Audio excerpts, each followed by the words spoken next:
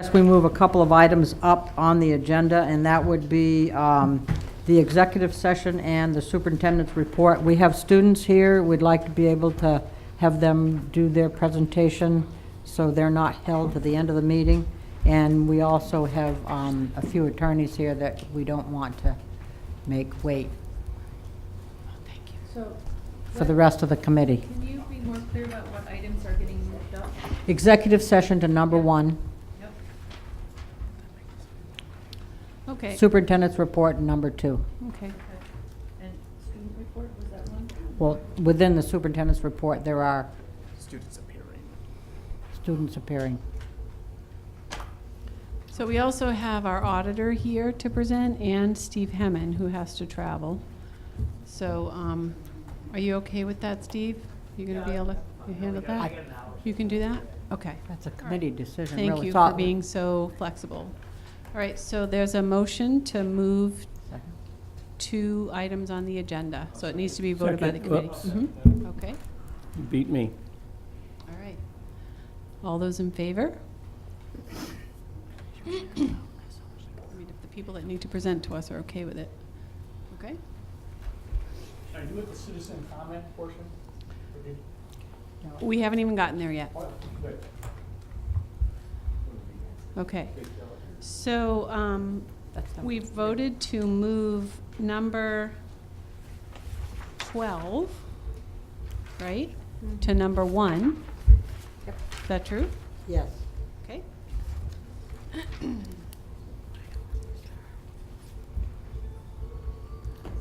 And we voted to move the student reps to number 2 Mhm. and the superintendent report to Well, number that's 3. That's part of the superintendent's report to number 2, because within that are the students. Yeah, appearances? Well, there's student appearances, under appearances, and then there's superintendent report. Just superintendent report. So we're just moving the superintendent report Yes. to right after executive session? Number 2. Number 2. Thank you.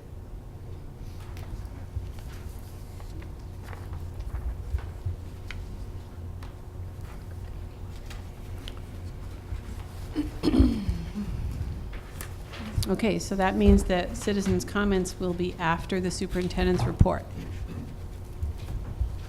All right? Okay, so I have to do a voice vote to call us to leave this meeting and go into executive session, right? So. you can Jim just- Bell, Bernardston, yes. Excuse me, Madam Chair, point of order. Sure. There's specific language that you need to do to go to executive session. You must tell us whether or not you're going to, you're in open session now. Okay. Are you going to return? to Yes, we open are. session? We are, yes. I was going to Okay. suggest a second Read, just read it. motion. Oh, a second motion, okay. This is to change the order, and Mhm. the second motion should be. To go into for a executive specific session. executive Okay. session. So, All are we right. going in there? And we've already voted Yeah. all in favor to change. To change the agenda. order, So now okay. somebody should make an executive session motion. Does anyone want to make a motion to go into executive session? So moved. Okay. Is there a second? Do you want to read Okay. the? thing? You want to read the little paragraph? Make a motion to go into executive session pursuant to discuss the strategy with respect to collective bargaining with teachers and to conduct strategy in preparation for negotiations for union personnel. That should say superintendent. Yeah. Non-union personnel, superintendent. Yeah, that agenda was updated and resent. I don't think it's. And then return to open session. Okay, so we need to do a voice vote. Jim, you want to start us off again? Jim Bell, Bernardston, yes. Jessica Marshall Warwick, yes. Abby Pratt, Leiden, yes. Sue O'Reilly McCray Warwick, yes. Karen O'Neill, Leiden, yes. Kristen Gonzalez, Northfield, yes. Mike Townsley, Bernardston, yes. Sharon Fontaine, Leiden, yes. All right, we're going to head that way and we will be back as quickly as possible.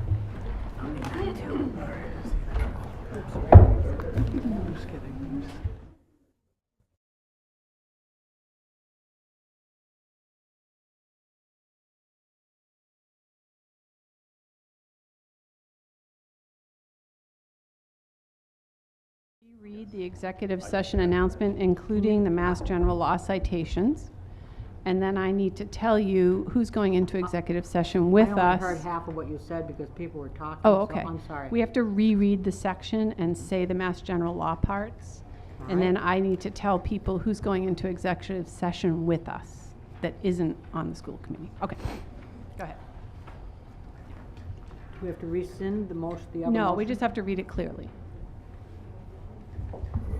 Okay, the motion should read, executive session pursuant to MGL C 30A, Section 21A3, to discuss strategy with respect to collective bargaining with Teachers Association if an open meeting may have a detrimental effect on the bargaining position of the public body and the chair so declares. Pursuant to MGL C 30A, Section 21A2, to conduct strategy in preparation for negotiations with non-union personnel and to conduct negotiations with non-union personnel to return to open, and then return to open session. You need to say superintendent after Okay, that. so, I know. It got posted properly, but it's not in our packet properly. so the non-union personnel is superintendent. Okay, thank you. I said that before. Well, this time you didn't. So I want to let you know that time. Russell Dupre, the district's attorney, will be in with us. Ann Harding, our secretary, will be with us to take the minutes. Attorney Dinsmore will be with us just for the second part of the discussion. And Jonathan, our superintendent, and Tanya, our finance director, will be with us in executive session. Good?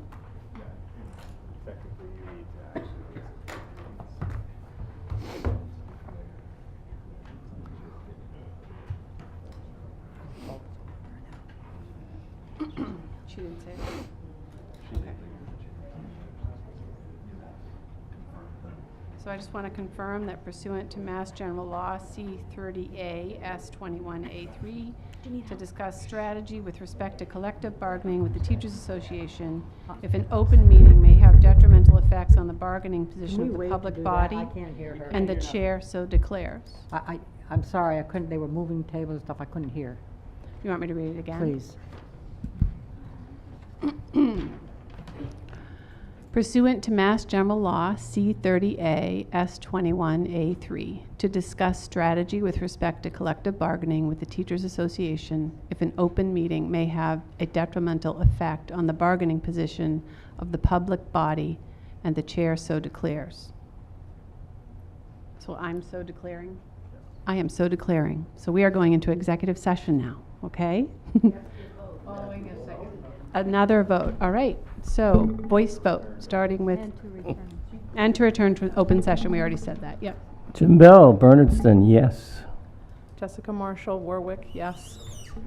Abby Pratt, Leiden, yes. Sue O'Reilly McCray Warwick, yes. Karen O'Neill, Leiden, yes. Kristen Gonzalez, Northfield, yes. Mike Townsley, Bernardston, yes. Sharon Fontaine Leiden, yes. All right, let's go.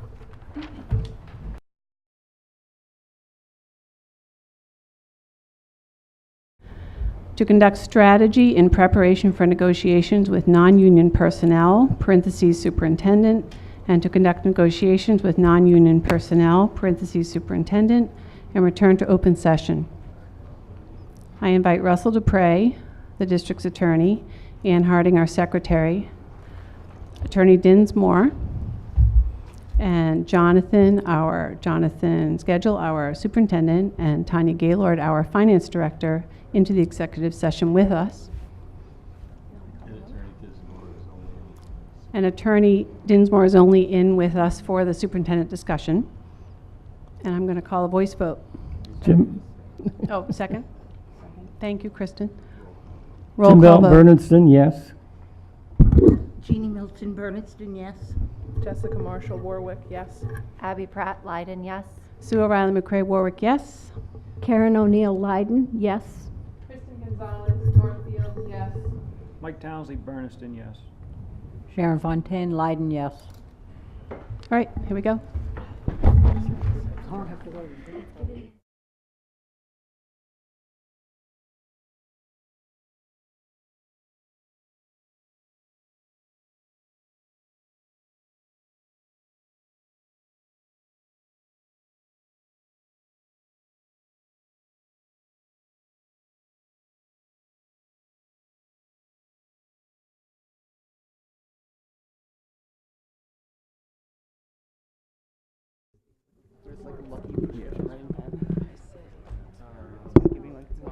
questions now because he's not his pen.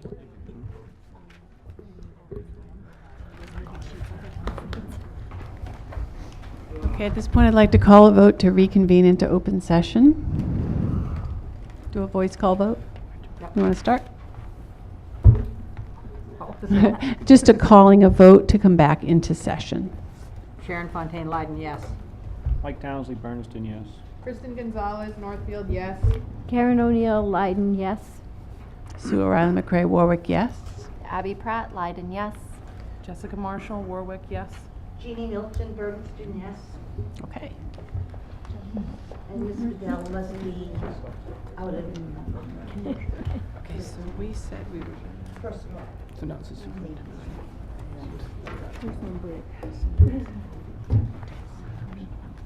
Okay, we need a motion to vote on the PVREA settlement agreement. I move that we vote on the EA settlement agreement. Vote to approve. All right, all those in favor of approval? Any opposed?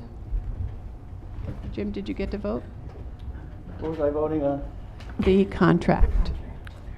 Approved. The settlement agreement.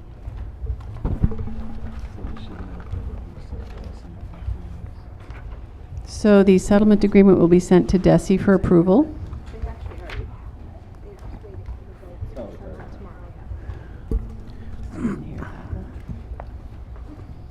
Tanya indicated they already have it. So it's already been sent to them apparently, so they just need to get your, once they hear that you voted to approve, then they'll make a decision on whether to approve it as well. Okay? All right. So we voted to do number 7 second, which is under appearances, superintendent's report. Good? Right? Yep. Yep. I understand part of my report just came in costume, so. As you're aware, the Pioneer Valley Regional School District is renowned for its incredible music, theater, and art programs. There's no doubt that the arts are fun for students. Diving into finger paints and making a beautiful picture to hang on the fridge is awesome. Playing an instrument in a concert or acting in a play is exhilarating. But the arts also help students develop on many fundamental levels. They not only provide opportunities for students to develop creative passions, but also teach communication, language, and leadership in unique ways that inspire individualism. Here's some of the ways that the arts help students learn and develop important characteristics they will need as adults. 1, creativity. This may seem like a no-brainer, but the arts allow students to express themselves better than math or science. In an arts program, a student will be asked to recite a monologue in 6 different ways, create a painting that represents a memory, or compose a new rhythm to enhance a piece of music. If children have practiced thinking creatively, it will only come naturally to them now and in their future career. Number 2, improved academic performance. The arts don't just develop a student's creativity, the skills they learn because of them spill over into academic achievement. Young people who participate regularly in the arts are 4 times more likely to be recognized for academic achievement, to participate in a math and science fair, or to win an award for writing an essay or poem than children who do not participate. Number 3, motor skills. This applies mostly to younger students who do art or play an instrument.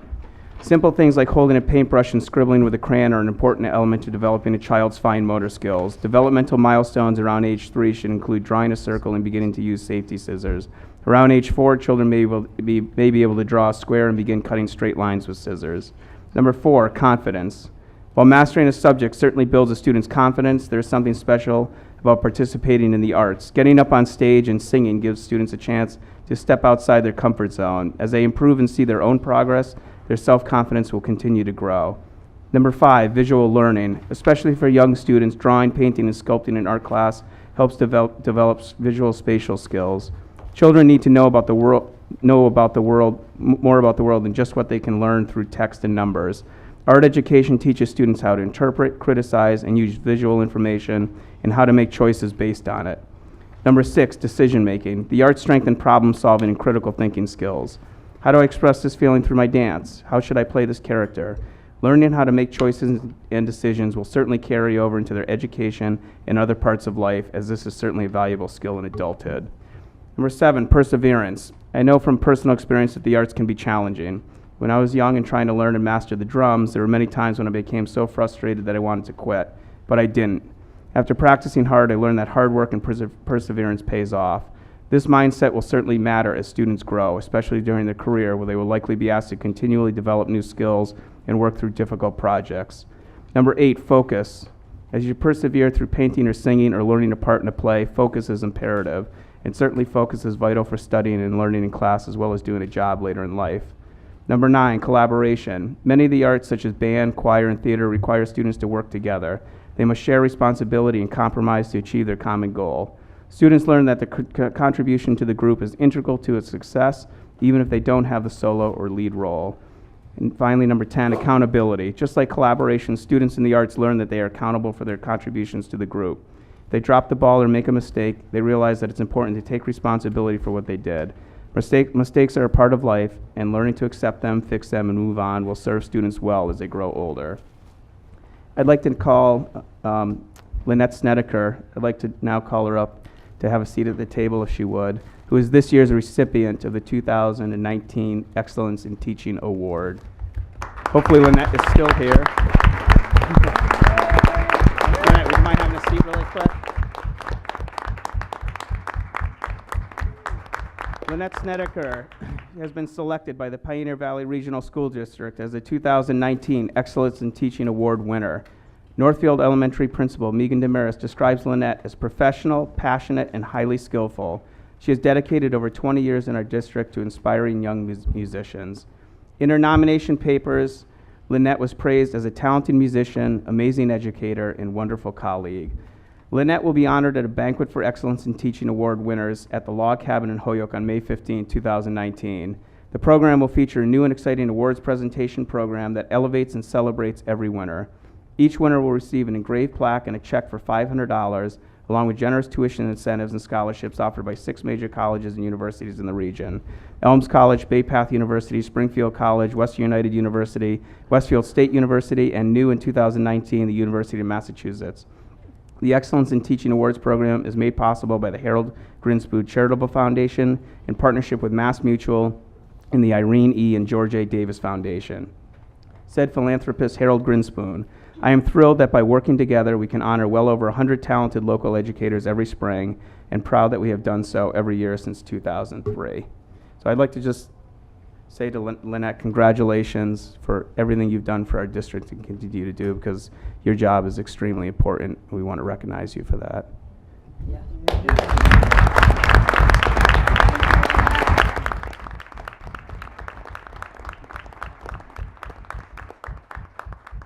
Thank you. Thanks. Also, really quick, I'd like to recognize our incredible theater program, which is just in here this month, starting next Friday, March 22nd. Pioneer Valley School will present The Wizard of Oz. This is the biggest production in the history of Pioneer and features over 100 students from grades K through 12. The director is Kimberly Rose. The music direction is by Mandy Oliver, and Tim Burns is the pit band director. I left some flyers up at the front table of the dates of the performances, and there are 2 casts because of how large the production is. They will take turns performing every other performance. So great job. Our arts program, music program, and theater are very strong. So thank you to all those teachers and families for participating in that. Okay, now we're going back to our regular agenda. Well, actually, number 1 is citizens' comments. Yep. Yep. Didn't we say superintendent and students? No. No. There was a student presentation. It was the students from the play. I believe so.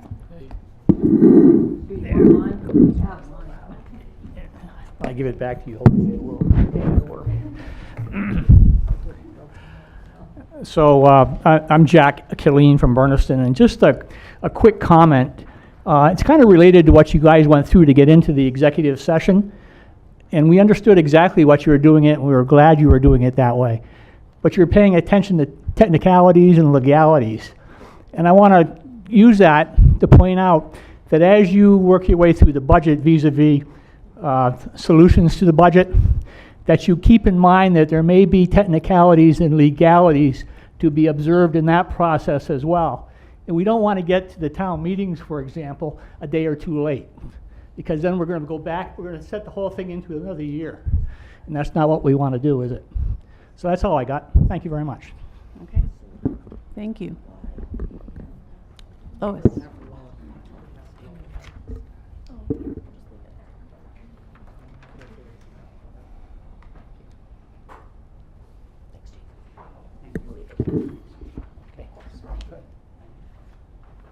I'm Lois Stearns, Chair of the Northfield Finance Committee.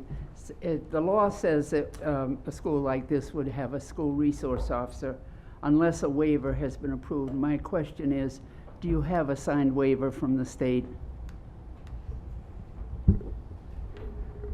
We're in the process of hiring a safety monitor, such as they have at Smith Vocational Agricultural High School in Northampton and Gateway Regional. So we're in that process. So at this point, we don't need a waiver. So you don't have it yet, is that right? Yes. We don't Okay. have a waiver because we don't need one at this point. Okay. Then this job description that we've seen, usually when a job description is written, it tells who that position reports to, and I don't see that in this job description, so I think that's something, if you're going to approve that, I think you should have that in there. Thank you. Thank you, Lois.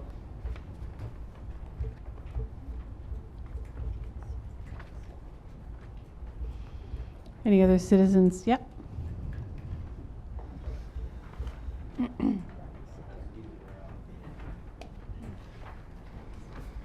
Brian Herview, Bernardston resident and Bernardston Finance.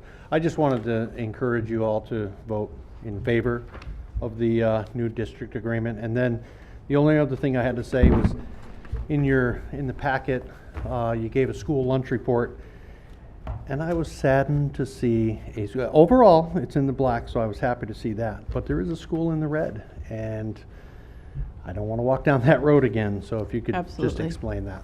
Thanks. Mhm. We'll get to that, right? Okay. All right. Let's see, anybody else? Okay. I'm going to go on to the minutes for February 14th.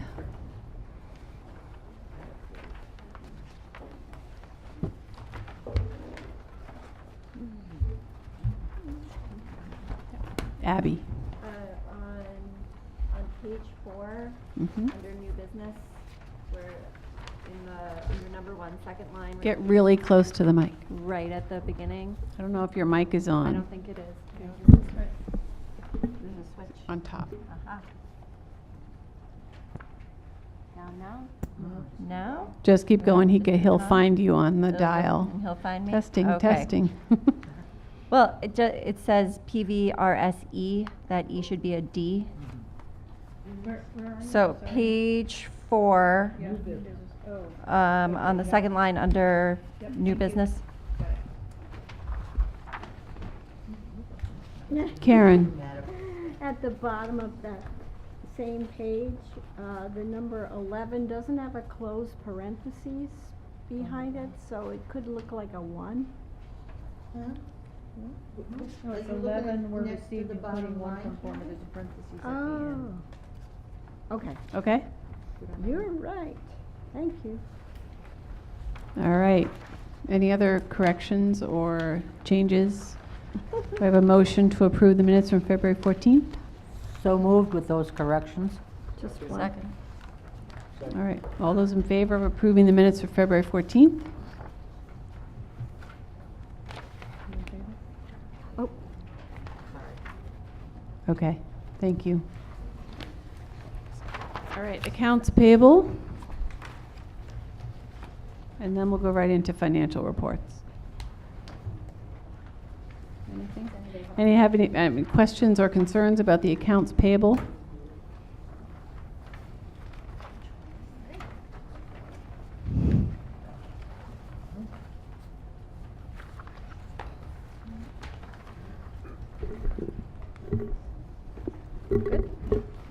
All right, so the first page you have in your financial reports is just a summary by category of all of our expenditures so far this year. There is still money unencumbered for items that either need transfers or salaries and stuff that are hourly, so those don't get encumbered. But we are tracking really good with our expenditures. If you look at your full expenditure report, you'll notice that I took care of the couple small items that we talked about in technology. Last time when we went through this, the only negatives that are still in here are telephone, which we're tracking still because of the changeover. If those don't clear up by next month, I'll probably request transfers. So I'll be working with Brenda between now and the next school committee meeting to actually go through all of the encumbrances that are still out there, so that we have an idea if there are encumbrances that aren't necessarily going to be needed through the end of the year. We only have 3 months left, which is kind of hard to believe. So I'll be sitting with her and looking through those encumbrances to see what still really needs to be encumbered and where we can adjust those to see what funds we might have available for other things or whatever through the end of the year. So other than that, everything's tracking well. And I have transfers obviously recommended and information only further on in this presentation. So if no one has any questions, I'll move right along. Yep, keep going. And feel free to email me with questions, as always, after the fact if you go home and look at this and have questions. Our revenues are tracking good as well. You'll notice we have a miscellaneous income of the $1,000, and that's for the trailer and boats that were sold to the to the rowing club that was done by the Building and Grounds Committee. All of our other revenues are tracking good. I will state that I did finally get the number that we're going to get for reimbursement for transportation. It is $525,000 and change, so there is a net difference there, roughly $54,000.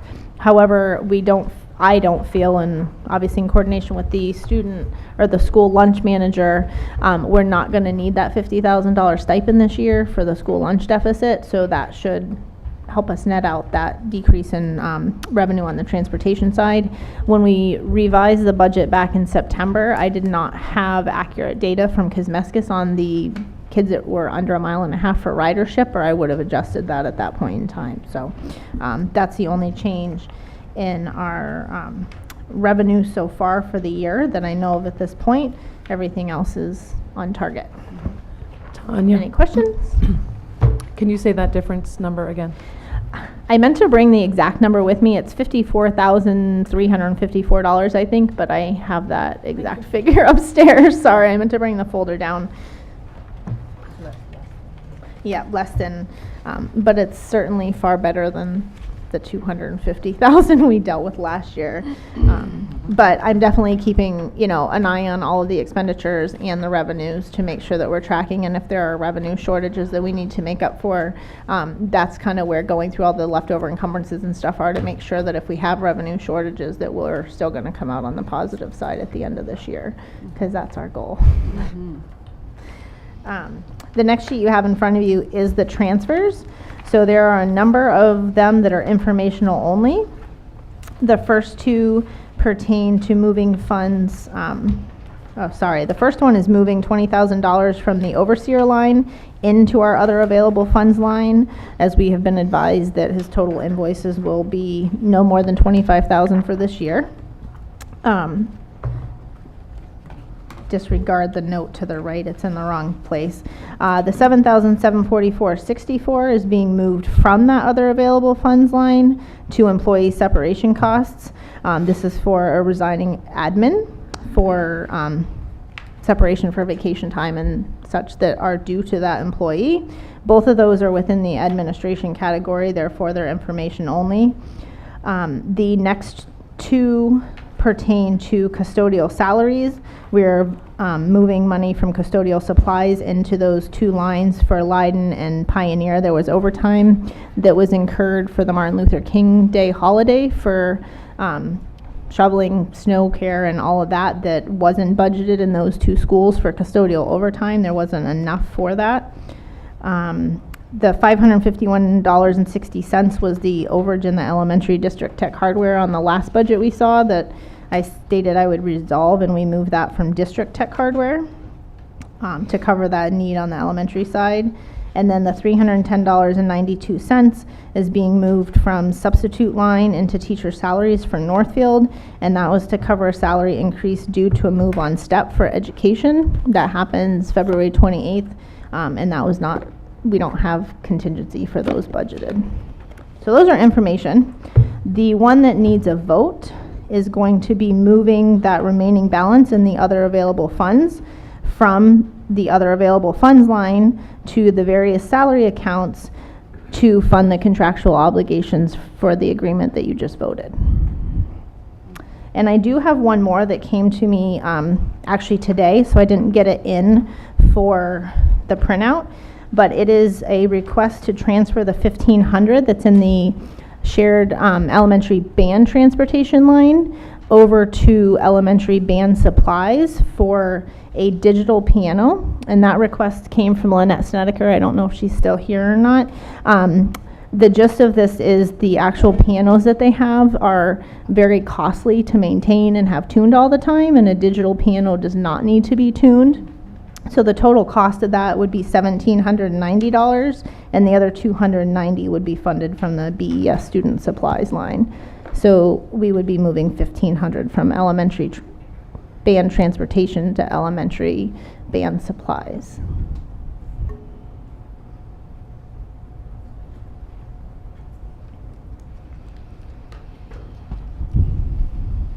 And that's it.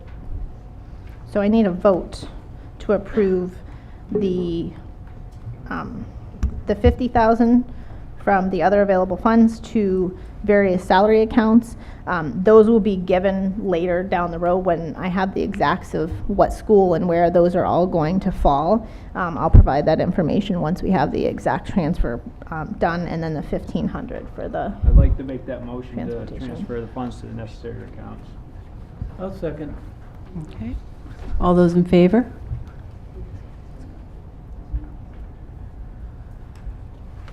Okay. And I apologize, those transfers were later down in the new business, so Well, I will leave okay. the second half of that sheet for when we get to that. And lunch report. The lunch report is next. We are currently in the black for this year, still for $24,733.67.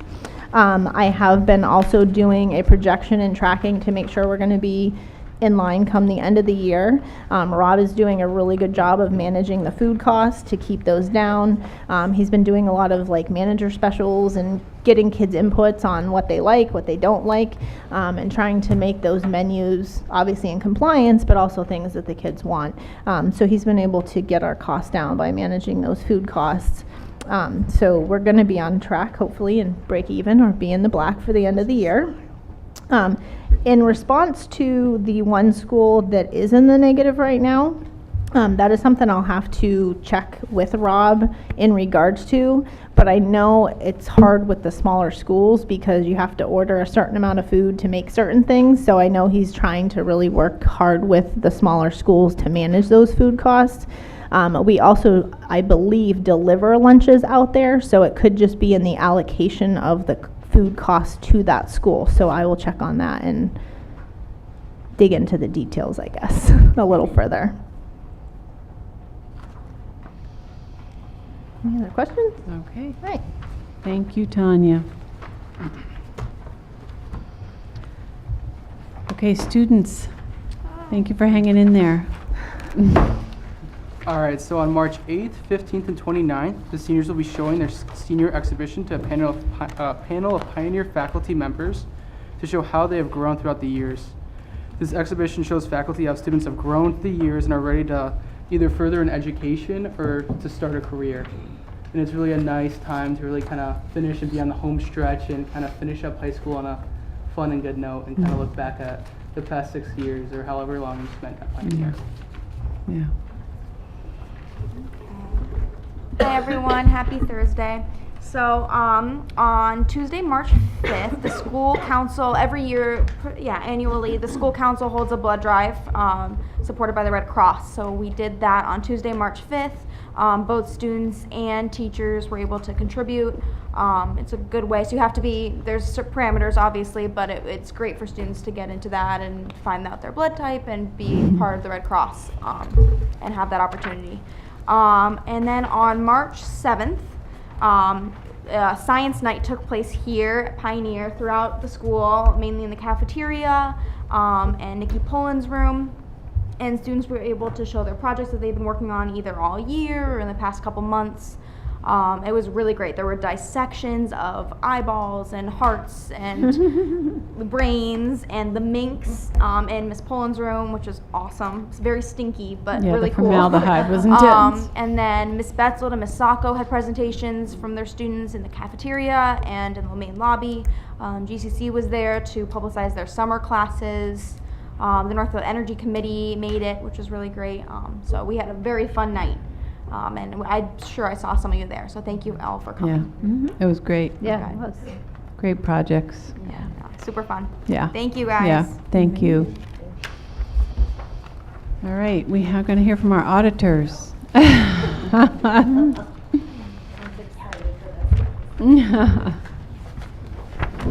Can you guys just give her that mic that's down there, please? Thanks. Yeah. Okay. That one's not too bad. You don't have to eat it. I know. Okay. Just let me know if you can't hear me. So hello everyone. It's nice to see you all again. It's been just a short couple months, I feel like, since I did the last year's presentation. I was talking to Sue before the meeting, and I think this is the shortest time frame between issuing the 2017 financial statements and the 18 financial statements. It was literally a month and a half between those two. So everyone here worked really hard to get through that and get that done and turned around in a quick fashion. So pretty awesome, I must say. Yes. I'm Tanya Campbell. I'm one of the partners at Melanson Heath, and I am in charge of the district's audit. I'm here tonight to present the results of the 2018 audit, specifically the financial statements and the management letter, which I believe you all have copies of and have read every page back to back. So before I start, I know you guys have had a long night already and have a long night ahead of you, so I'll try to make touch on some of the key points. But I do like to start by just giving a quick overview of what an audit does and does not do. For there can be this misconception when people hear the term audit. They think that we come in and we pour through every single transaction that occurred during the fiscal year, and that is not the case. Surprisingly, yeah. An audit does not provide 100% assurance that every transaction or balance is looked at, or that every receipt or disbursement was processed in accordance with your internal policies and procedures, or even state and federal laws and regulations. Instead, audits are conducted under a set of standards known as government auditing standards. Those standards require that we plan and perform our audit using a concept known as materiality. Now, materiality will vary based on the size of the entity. In fiscal year 2018, the materiality for the district's general fund, your main operating fund, was about $100,000. That doesn't mean we don't look at anything below that amount, because we certainly do. You can ask Tanya. It just means that the auditing standards say we should focus our testing on the transactions and balances at or above that level. So that was all I was going to talk about there. If anyone has any questions at any point in time, please just feel free to stop me. I wanted to take a look at the financial statements first, and we're going to take a look at page 12.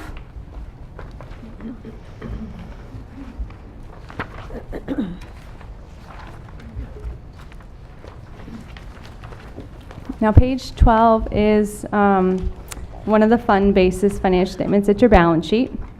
And these numbers are reported as of 6/30/18. And I wanted to touch on just some of the key numbers on this page. A lot didn't change from 6/30/17 in terms of the numbers that are presented here. but they didn't get drastically worse either, which like is really what we were looking for. So, so I just want to give kudos to the district and Tanya especially for just turning things or managing it very well. Yeah, exactly. Yeah. So on the bottom left-hand side of the page, in the general fund column, you have your unassigned fund balance number there of negative $227,000.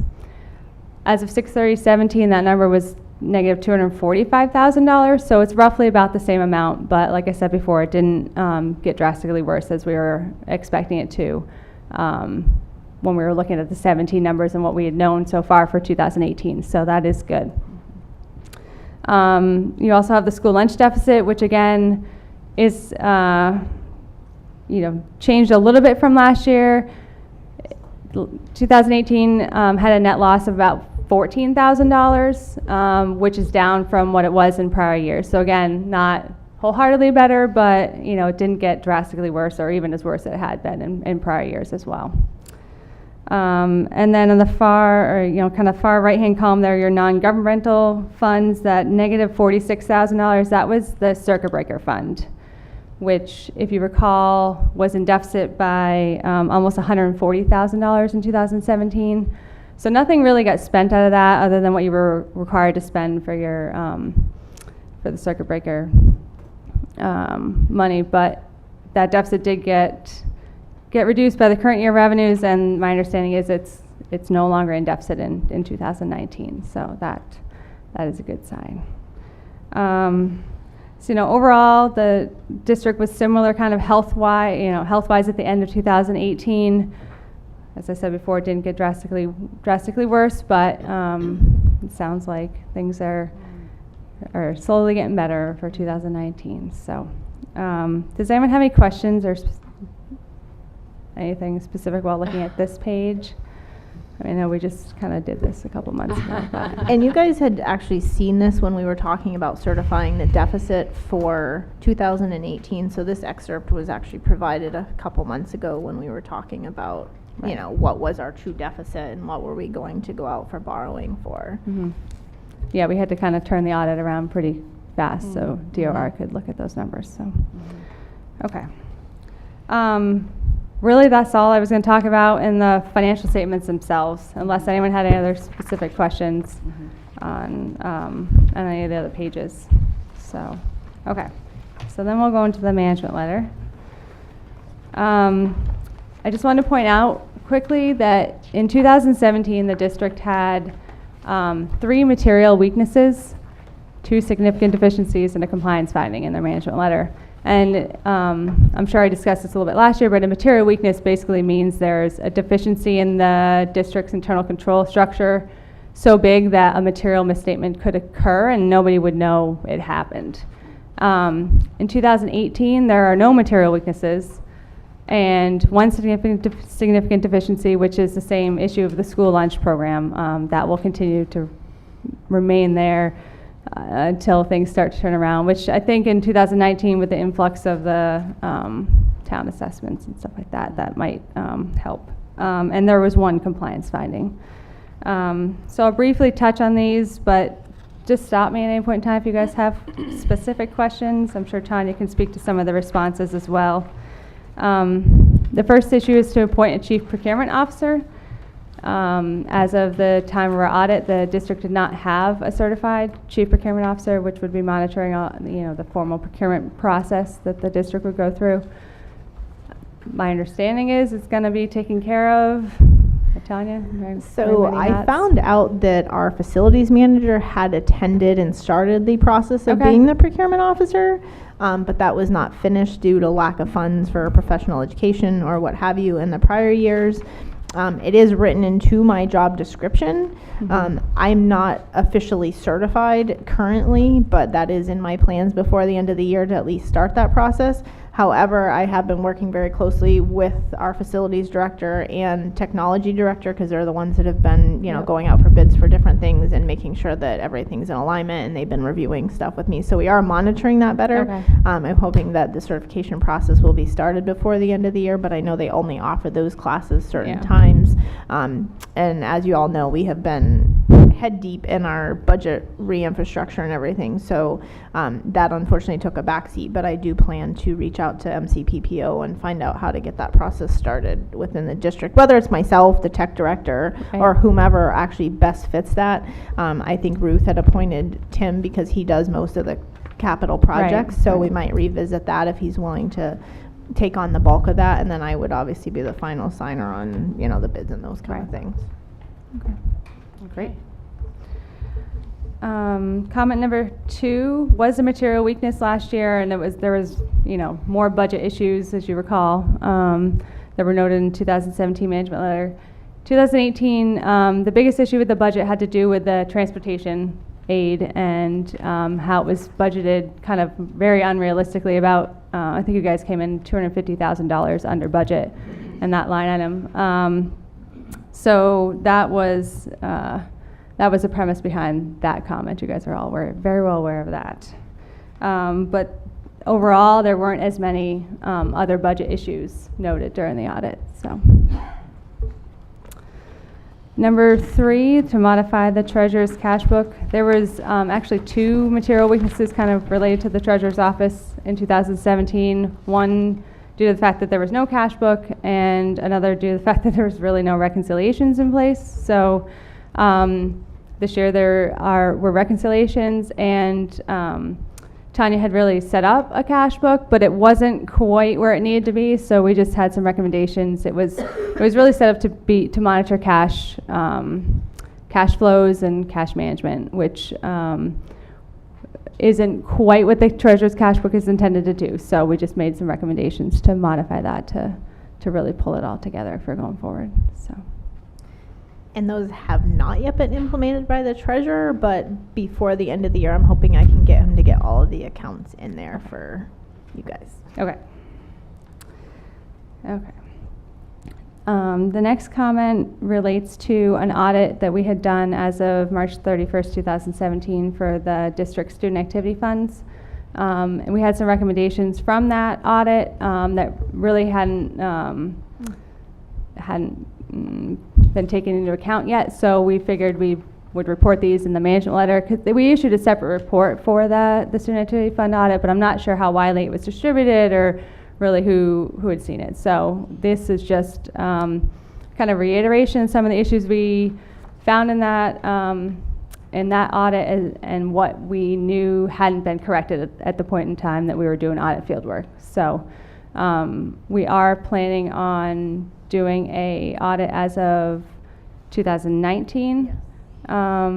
So we will follow up kind of with Tanya at that time. So currently, I am going to be working with the policy subcommittee. They have already met and put together a draft for a new student activity policy based on some policies that both they pulled and myself pulled from different resources and different districts. So hopefully very soon we will be voting on a new student activity policy. I am going to, in the next month and a half, be going out and visiting all of the schools and working with the admin assistants to put together a conformed spreadsheet for the tracking within the schools, so all the schools are doing the same thing and tracking everything. Some schools have an Excel spreadsheet, some just have their checkbook register, so there's no way to separate out miscellaneous student activities and such. So hoping to make that uniform across the district before the end of the year and perform the student activity audit that needs to be done before the end of this fiscal year. Okay. And that kind of leads into the next comment, which is any school that has over $25,000 in student activity fund expenditures are required to have an annual audit. That audit can be done internally every 2 years, or every year, but the third year it needs to be externally. So Tanya will be working on setting up a process for that, and we can certainly share kind of what we have for work papers too, and to facilitate that. So that is done and documented. It's something we asked for during the audit. So we budgeted for that, right, Tanya? Yeah, so the external one is done every 3 years, so that the amount in the engagement letter was in this budget for FY20 to pay for that. And like she mentioned, this is something that should be performed internally. Manager, director of finance, somebody in the financial department, and that had not been done in the past.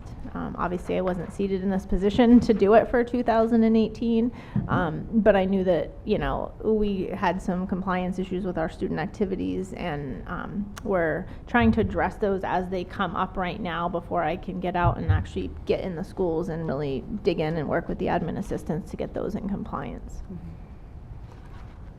All right. Comment number 6 is what we call an informational only comment. We report in every single management letter we issue in 2018, and it has to do with a couple new accounting standards that are coming down the road. So just to make you guys aware of those new standards, and we'll work with Tanya on what needs to be done to kind of get ready for those and implement those. One relates to student activity funds, and the other one relates to leases, and really just tracking those and what needs to be reported in the financial statements going forward. So that's just an FYI comment. In terms of your other issues, last year we talked about the need to really update your chart of accounts and how the structure there was lacking. I know it's on Tanya's long list of things to do before hopefully next fiscal year, but that will really, I think, make a lot of things run smoother just in terms of your budget process and the end of year report and all the different things that need to be done. So, all right. The next comment under other issues is to review IT controls, and really when we had talked to the new IT director, there was really no formal group or committee kind of responsible for IT oversight. I understand that now that he is in his current position, that'll be a little more formalized, and he'll work with whoever needs to set budgets and priorities and really look at the IT needs of the district, not just students, but the whole district itself. So We've done a lot of that with our FY20 budget in collaboration with John, myself, and the administrators within the schools. Great.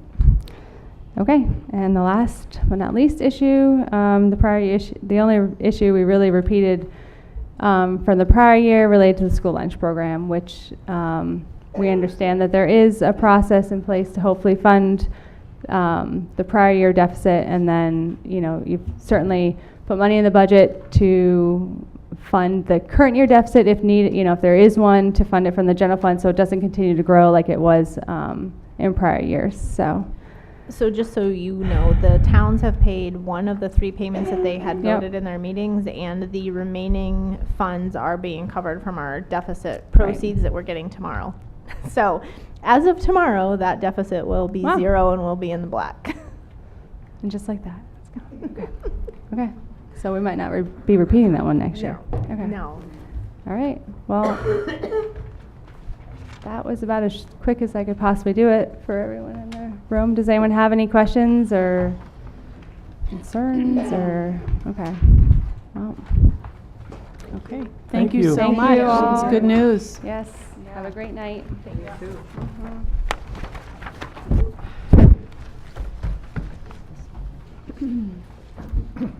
Okay, Jen? Is Jen here? Here she comes.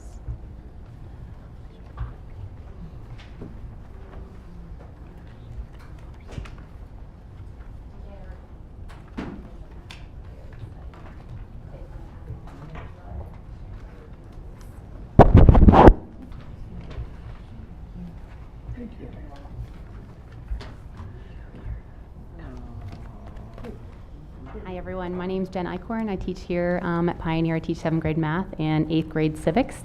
And I want to propose a trip to Washington, D.C.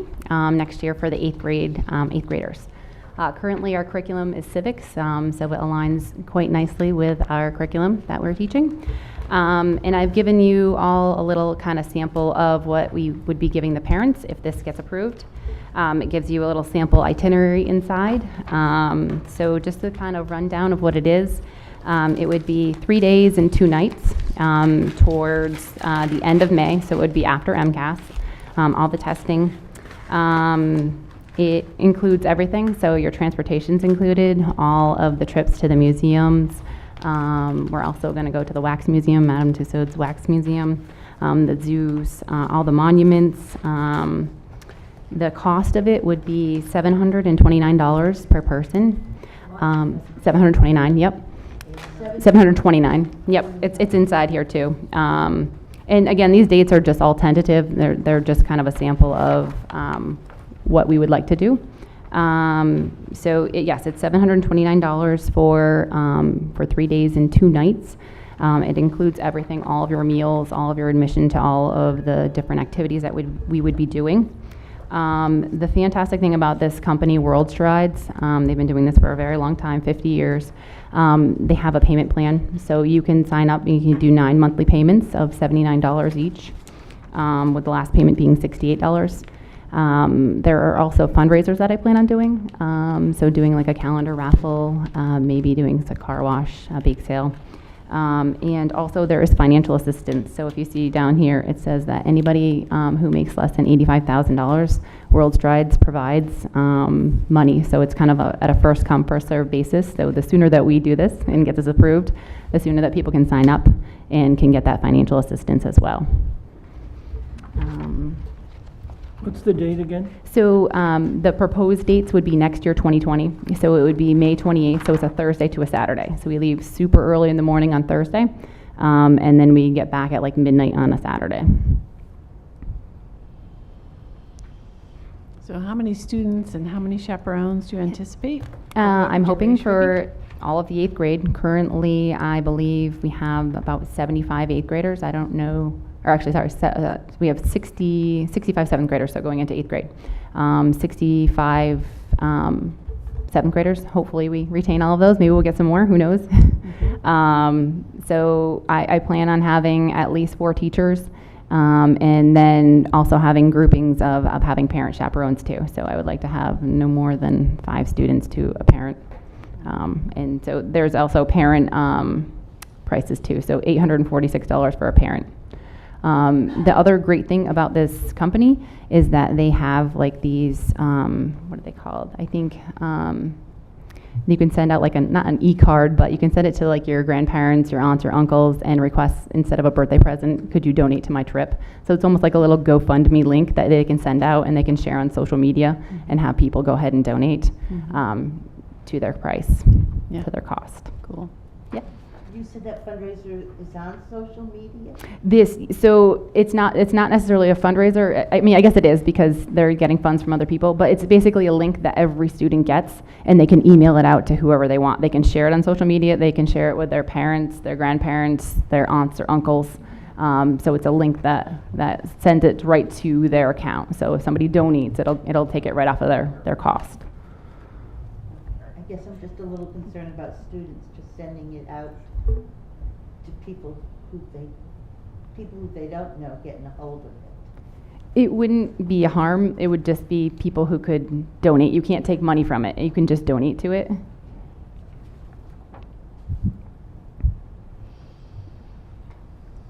Any Does anybody else have any other discussion questions? So you need a vote to go forward? Yes, I would like one. Thank you. Make a Any other motion questions or that comments? we approve this trip to DC for the 8th grade. For 2020 May? I second In that. 2020. Yeah. In 2020. All right, all those in favor? Have a great All time. right, thank you so Yeah, much. hope you I have great appreciate your weather. time. Yeah. Have a great evening.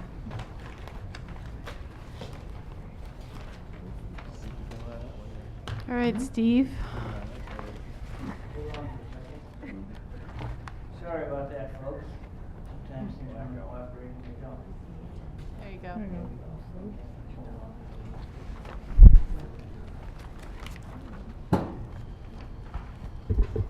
Steve, can I just make a quick comment before you start? When we get to the actual baseline financials, the FY20 budget has obviously already been set, so the numbers for FY20 haven't been changed on this document to match our budget that's been voted.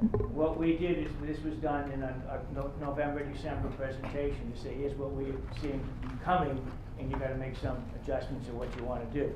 So I don't want to go through every slide, but if you take a look from slides 1 through 20, it talks to you about what our process was, what we were doing, and you'll see in there there's a lot of information on student enrollment, where you are looking at school choice out, school choice in, what's happening there.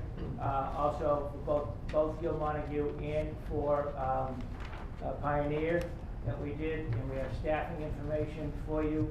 And so we want to go through slide 20, and I don't want to waste time. You can look at the data, you can see what it is if you go through 20, you can take a look at it to see we did the calculations, staffing enrollments, comparisons that we did in order to do some projections.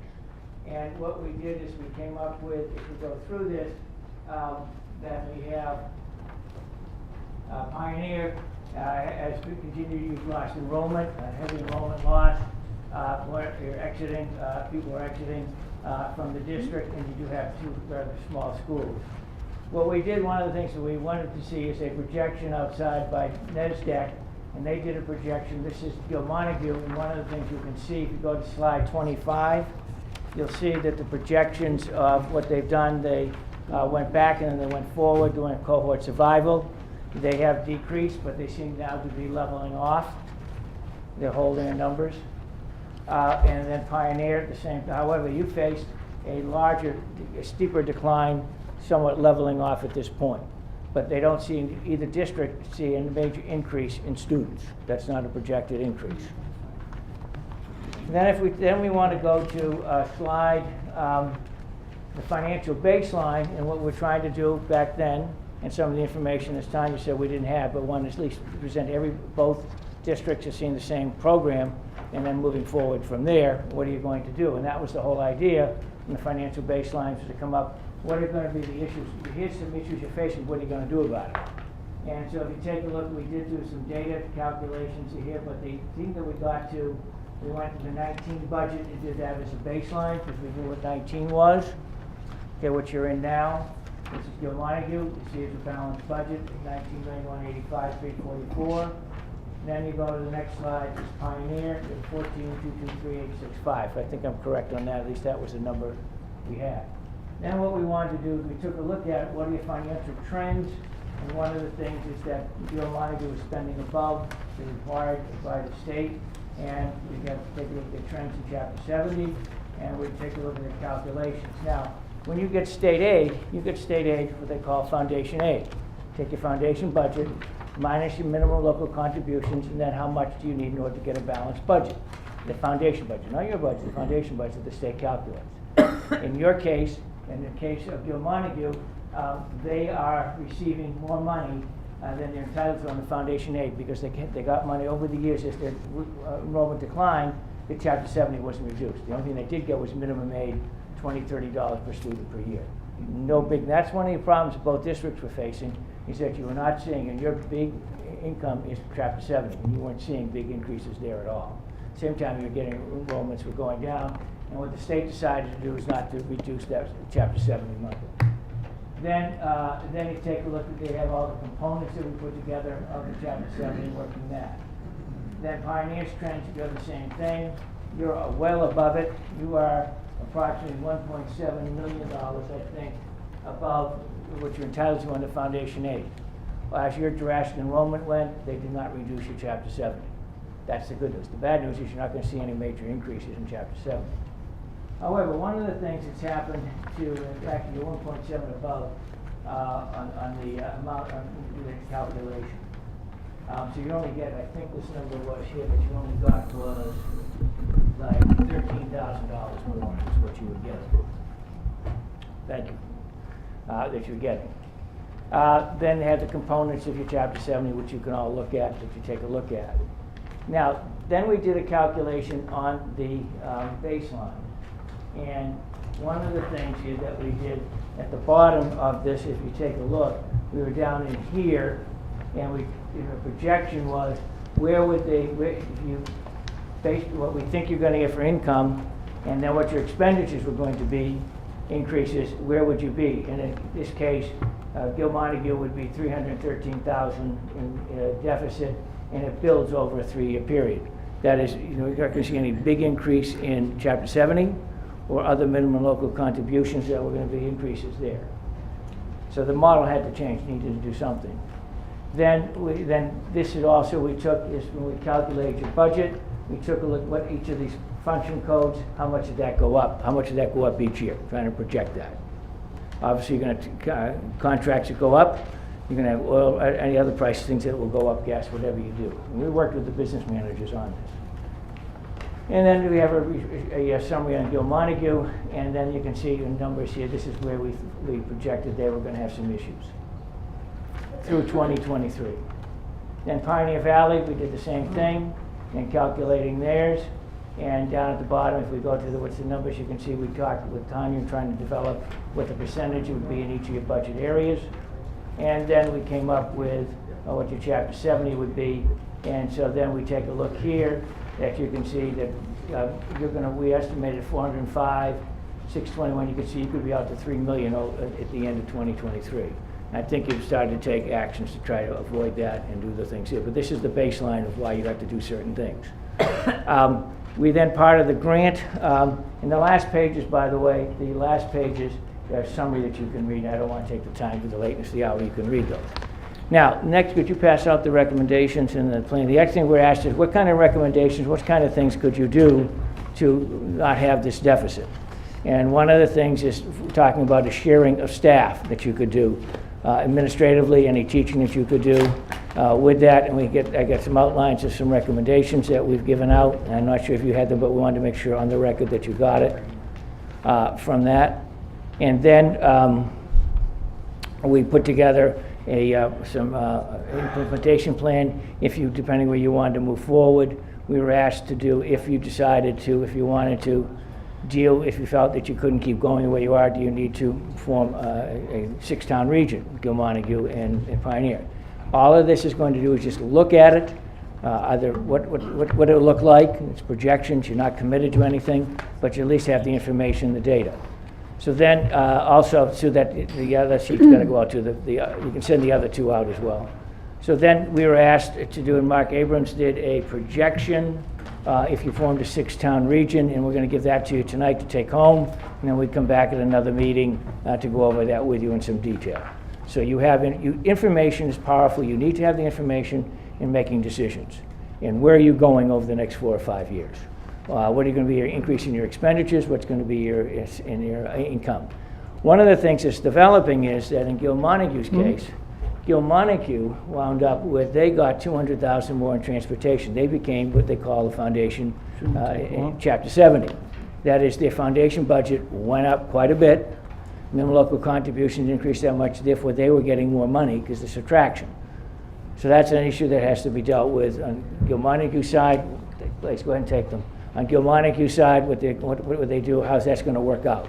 And there's some questions. We were talking about when you form a new region, a 6-town region, it would be one high school, one middle school, and the elementaries would be where you have them. Again, what does that look like? What does that mean? And we're giving you out a PowerPoint there that you can take a look at. And it's the lateness of the hour, go back and take a look at, we can come back and go through that and what that takes place. Some of the data that came out that Mark Abrams did, his group did that. We're subcontracted with Mark on this. You'll have to see the numbers, and it does quite different. We thought it'd be a little bit more, but it's not as much, but you got to take a look at it. And there's some options in there on the assessment and so forth. So that's what we wanted to provide you with, is the data, the information. So now, why are you doing some of this stuff? Because the projection at least shows that you're going to have some problems if you don't. And I know you're making projections, trying to balance your 20 budget and so forth. We're trying to tell you, look out 3, 4, 5 years out. What's it going to look like? You got to do something, and it just can't stay the same. Because in your case, you're not going to see large amounts of Chapter 70 coming in, because you are getting 1.7 more than you're entitled to under Foundation aid. The other thing is you do get some rural aid. I think you got 95,000 this year. 92, thank you. 92,000 rural aid. We don't know where that rural aid is going to go. The other piece you're going to be seeing and hearing is that the state is maybe trying to put more money into Chapter 70. Well, they put more money in and they create your foundation budget. Your foundation is going to have to go up a lot for you to get to that additional funds. Otherwise, you're just going to be with the minimum aid, which is $20, $30, $4 per pupil. So that's the issues you got to deal with. That was part of the grant, and we're just trying to give you data information. and then you have to make those decisions. We don't make those, you do, but we try to give you data and that you can go from there. So I know at the lateness of the hour, 9:25, so I don't want to go any further, but I want to give it to you so you have that data with it, and so you have to make some decisions. We have that data that you've got there was presented on Tuesday by Mark Abrams to Gil Montague, and that's why we wanted to make sure you got the information tonight that you can take home. Then we'll schedule with your chair and the superintendent to come back for another meeting and to go into some detail with that. Okay? Thank you, Steve. Does anyone have any questions for Steve before he packs up? Tanya? Steve, I'm sure it's probably in all of this literature you gave us, but can you just briefly describe to the school committee what the next step would be for them as far as moving forward, either with obtaining more funds to continue the research for the regionalization, or what does the school committee have to do on their end after reviewing these documents to either move forward or say they don't want to do it, or if they do want to do it? So just so we know sure. what the issue would be is if, steps look after like. we've given you the data, and this is Gil Montague is driving the grant, which you're part of, to figure out what options both districts want to take. If you were taking and you wanted to look at to form a new region, first of all, you can say we don't want to go any forward. We can stop. Nothing's saying you have to. Or do we want to find out the data we've given you? Is that a possibility? We go forward. If you do, what happens is the law, and it's in that implementation plan, is that the way the law reads that from each town you would form a planning committee. And that's 3 people. One is a school committee board member from each of your towns, and then the moderator, I believe, appoints 2 others. What would have to happen to have that happen is you'd have to have a joint meeting with the selectmen and the school committee to say, okay, we want to do this, and appoint the planning committee. That would be, you have 6 towns, 3 from each, 18 people. They form a planning, what they call a planning board. All it means is they've been authorized to sit down and we plan and see if we want to form a new 6-town region.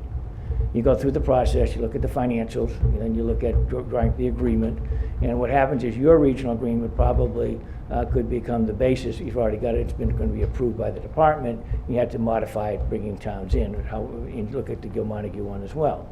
Then it has to, after the planning committee say, yes, we want to do this, it would go back to both the school committee so they know what's going on. And then it would go to the towns, and the towns have to vote it at each town. All 6 towns have to vote yes, and it's a ballot vote at each town meeting to vote yes or vote no. If you vote no, you're out, and you have to decide whether you want to be just a 6-town or a 5-town or whatever, or do you want to stay the same. But those are the steps you have to go with. The thing we had the discussion was what are the financials? Obviously, you don't want to go forward, and it's going to cost you more money. So what would be the financials? What would it look like? And on top of that, what kind of education could you provide? If you stayed at the same amount of money, would you now be able to really improve your education offering and programs that you have both at high school, middle schools, and so forth? One of the things in this thing you'll see is talking about is if you're going to save the money would be is 1 high school, 1 middle school that you'd have, and then see what the transportation costs might be and so forth. So that's what you take a look. Your costs in your budget are heavily in staffing. So how many high school teachers do you need to teaching English, math, and science, and so forth? So again, your step would be as you look at this and the financial, are you interested in moving forward, doing this or not? Yes or no? If you say no, okay. If you say yes, then there would be the towns then have to form. It's the towns that sit down and form a new 6-town region, not the 2 school committees. It's a town thing that they do, if they want it. That means also each of you, one of you from each town would be on that planning committee, so you would be involved as individuals on the school committee from each of your towns. So from you, there would be 4 planning committees, 1 from each school committee, and then the 2 from each town, and usually it's like a selectman, a FinCom, and a member at large. Would the districts together need to then apply for a continuing community compact grant, Yes. or do they still have funds, or the? Well, in that case, you'd have to choose because the planning committee is not a legal entity that can accept money. Okay. So what would happen is either Gil Montague or Pioneer would have to apply to receive money, planning money from the compacts in order to continue on hiring consultants to work with you to get through that process. Same as the Heart Committee applied, got money, you do the same thing if that's what you want to do. So you put it together, but I bet you got to mean, do you want to go down that road or not? So we're trying to get you information, and so you can make decisions. And I'd received some comments that we hadn't necessarily come to the committee with this particular baseline, so that's why I was here tonight to make sure you have it. And then I'd like to, we need to then come back. Tanya's talking about the next step is for you to clearly understand what would be if you wanted to go to a 6-town region. That would what it would mean. and financials and so forth. So, and then you have information you can make, I think, informed decisions. Okay. Okay? Thank you, Steve. Okay. Sorry for the late night. That's all right. I don't know what time it is. I just came back yesterday. Yeah, right, I was on a right. trip to New Zealand and Australia. He was on a different time zone. That might help you tonight. Yeah. Thank you. I don't think there's any other particular questions. If not, we can, another time when you can just answer to you. Okay. Okay. All right. Tyler.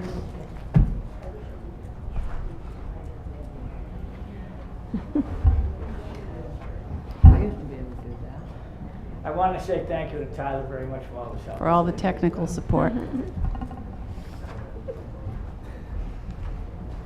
Okay. Principals and administrators report. No, Heart Committee and then principals. So the Heart Committee, is there anyone here that, the plan had been the last time the school committee and the Heart Committee met that we would discuss tonight a working time to go over the district agreement in more detail. So, I mean, it's just hard to move forward with that document unless you go through it line by line. So the question I have for the committee is, what do you want to do with next steps around that regional agreement? Jeannie? Is the regional agreement something that will be voted on at town meeting? It does have to be approved at town meeting to go into effect. If you want me to qualify, what happens is once the school committee approves the agreement, it gets sent out to the member towns, and an article's put on to say, asking them to approve your updated agreement, and it's a majority vote in each separate town meeting. All four have to vote yes. And how soon before? March 25th is the first deadline for Northfield, I believe. You could place an article on each of the. Do a placeholder. Each town meeting. It doesn't mean if it doesn't happen, you just go, you pass over, it doesn't matter. At least you put it on. Okay, so where do we want to go? I'm not ready. Jess? I'm just going to say one of the ways that we approached it with the Heart Committee was breaking it up into smaller pieces, which was more palatable than trying to get through the whole thing at once. And I feel like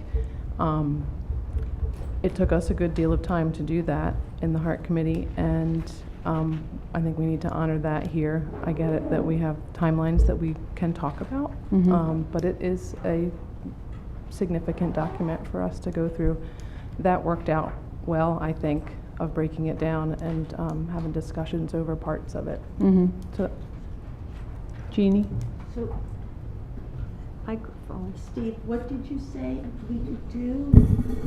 What you can do is if you anticipate you might be ready to go to the annual town meetings, you could request the selectmen to put an article on that says that, see if the town will approve the updated agreement. And if you're ready to go. If not, then they just pass over the article until the next, they say, fall town meeting. But if you don't have an article on it, you can't do anything about it. It just becomes, we call it holding article. They could do that. And if you're not ready, then you're not ready. You go when you're ready. But that would give you the option if you are ready. Correct, yes. But if you don't put something on the, now the other thing is, say 2 towns put it on and 2 didn't. If the 2 towns then vote the agreement, that's okay to the other 2 towns. But you can't, once one of the towns votes, you can't change it. It's an up or down vote. When it goes to town meeting, that it's an up or down vote, yes or no. You can't change anything with it. And that agreement has to be approved by the Department of Education. And they also, because you're on the financial control with them, they really look your agreement over very closely. Okay, so, Mike? I'd like to have a committee form to review this document, I think I mentioned at the last meeting, and if we can decide who wants to be on that committee from this committee to review it. It's not, I don't think it's a complicated document. It's there in black and white.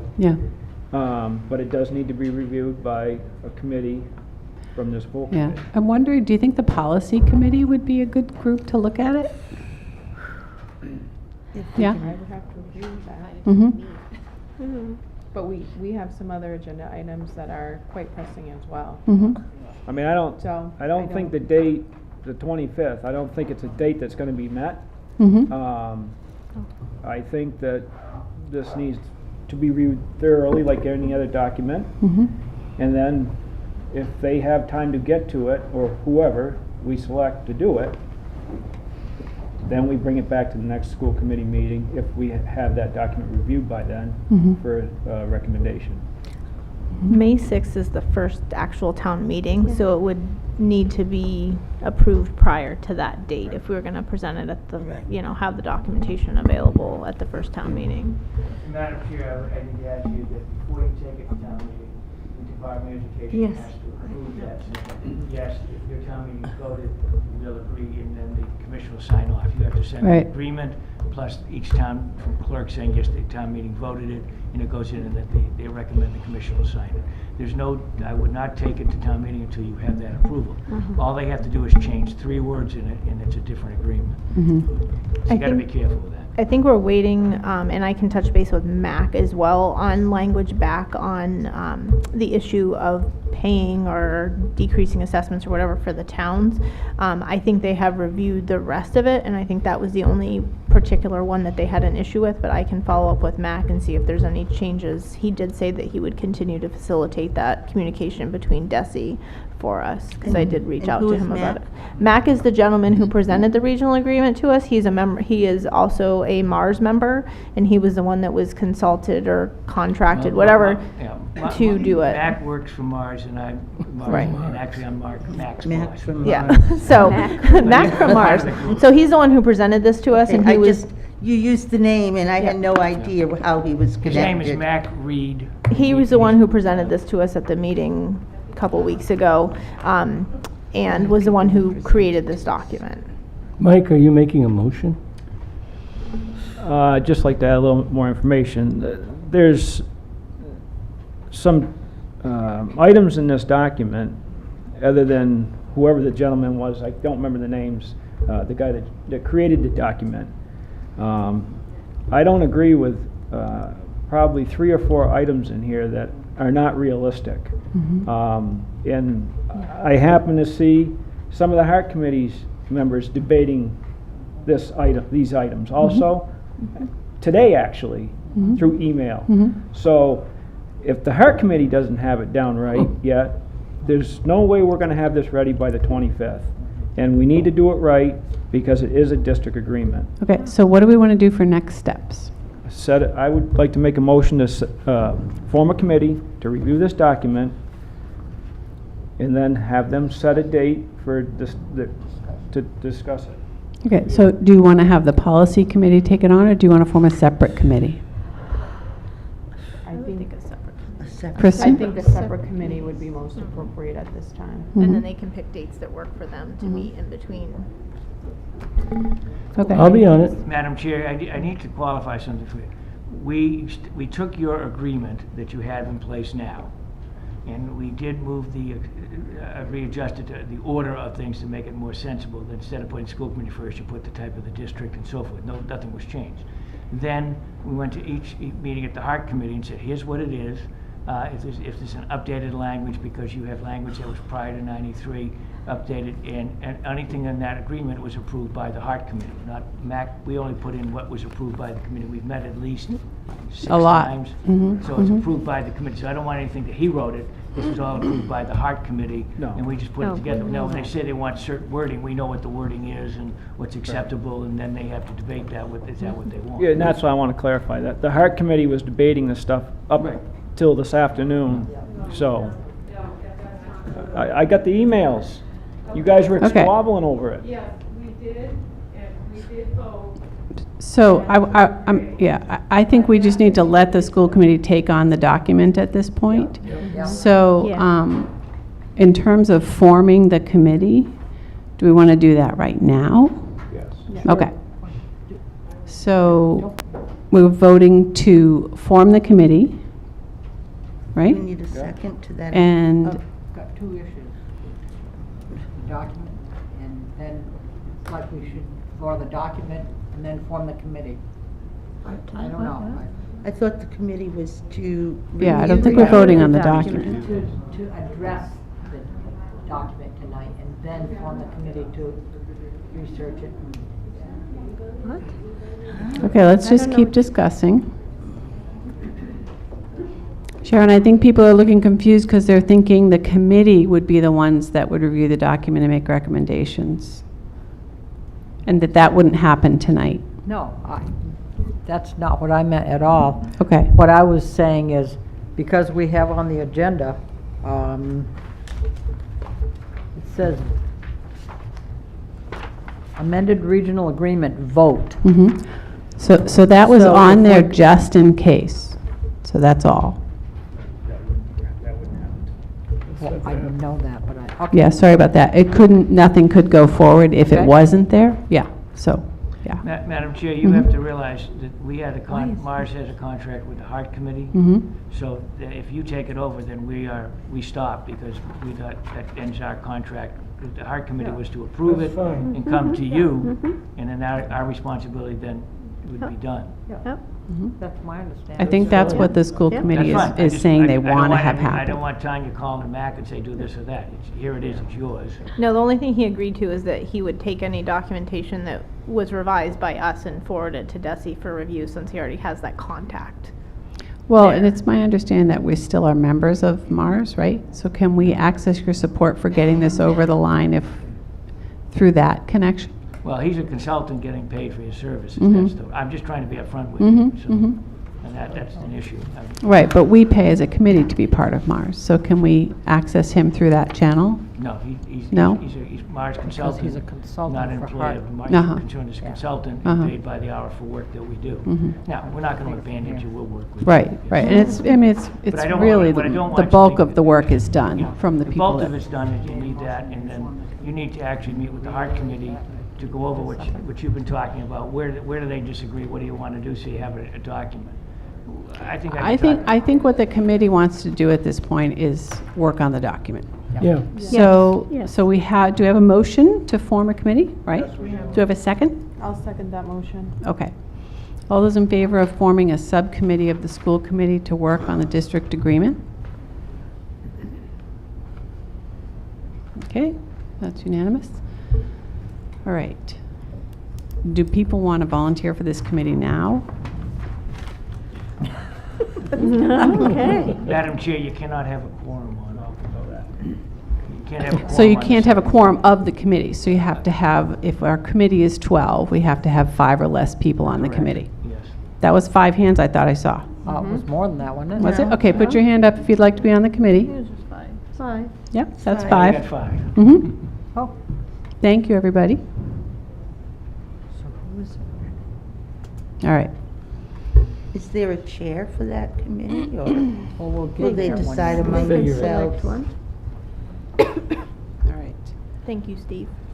Yes.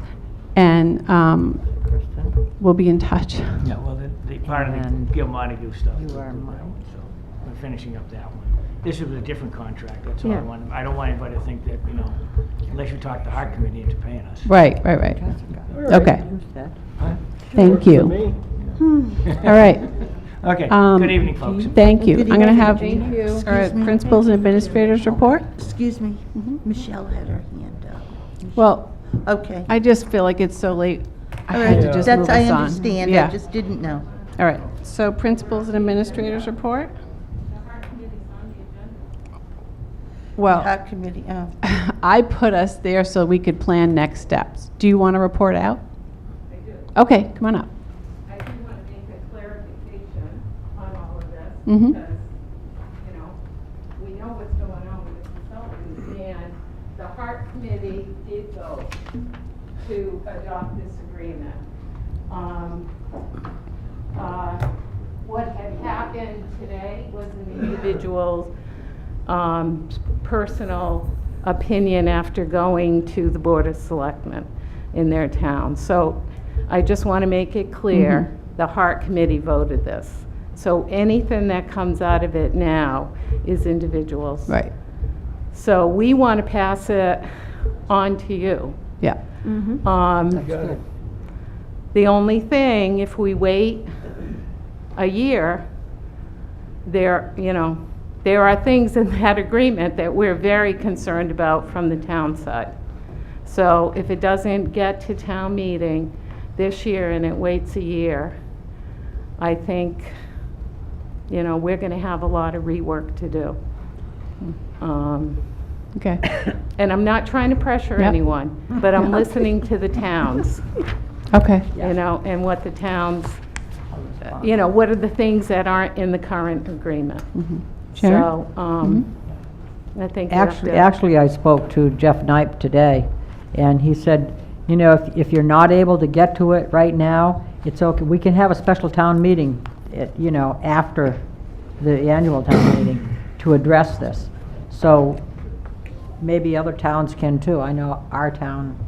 Well, we're just concerned about the language about the closing of the schools, if you're going to do that. That's what our concern is. Okay.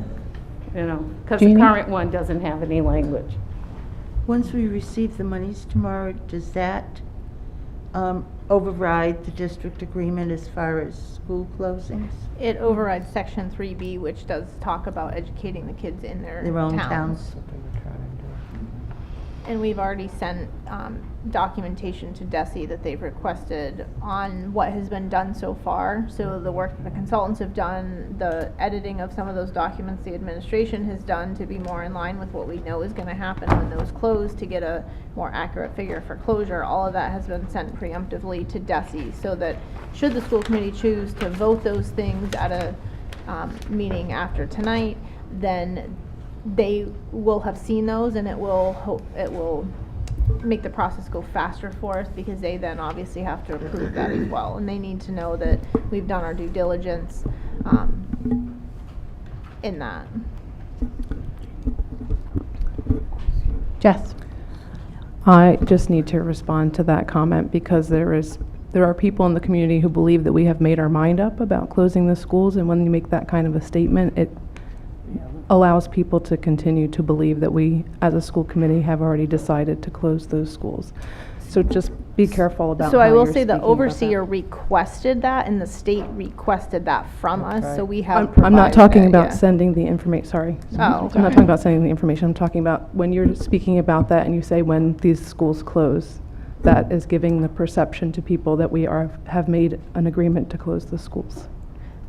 I think I stated that when the school committee makes that vote, if they do make that vote, then the Thank you for DESE clarifying will that. eventually, will have the documentation ahead of time, so that it doesn't delay whatever decisions the school committee makes if they should choose to vote those. Thank you for clarifying that. Mike?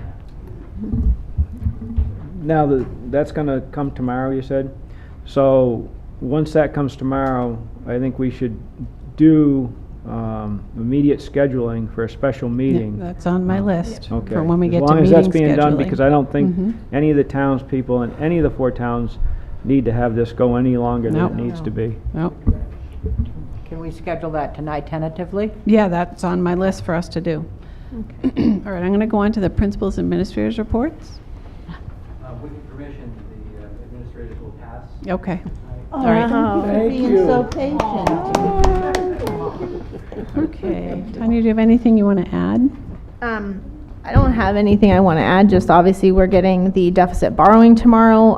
That was a very long process that both John and I had to go to in providing documentation to Unibank, the state, the financer, it was crazy, and we went to Boston to get that approval. So, great education experience, but I don't want to go through it again. So, a lot of hard work that went into that. So I just want to recognize that and appreciate everyone that has helped us with that. Obviously, most of you in the room know we've voted our FY20 budget. Those assessment letters did go out in the mail to the towns with their assessment bill for April. So those are on their way to the parties that need be. I think that's pretty much it. Then, as we discussed with the audit, the next couple projects that I will be involved with is doing the student activity audits for FY18 that have to be done by the end of FY19 per compliance regulations, and working on our new chart of accounts. Part of that's going to be talking to Tyler Technologies and making sure that's a smooth transition with the chart of accounts and moving that software to the cloud in the best way and the most efficient way to make that happen. Okay, so subcommittee reports.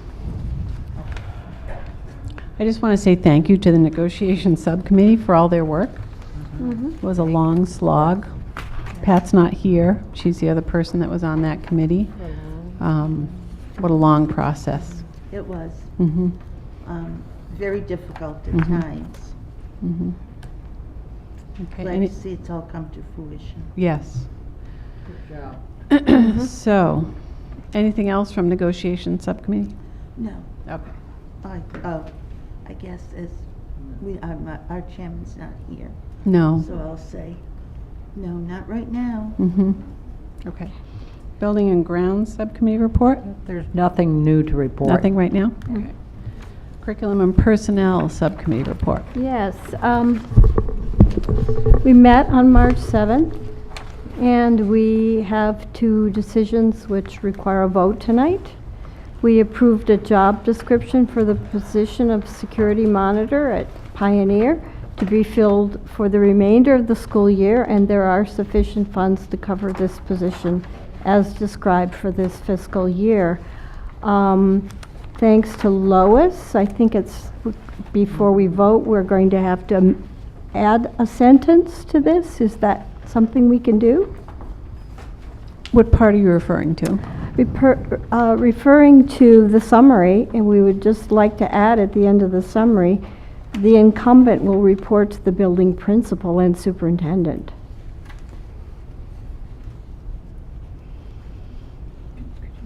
What, repeat that? Yeah.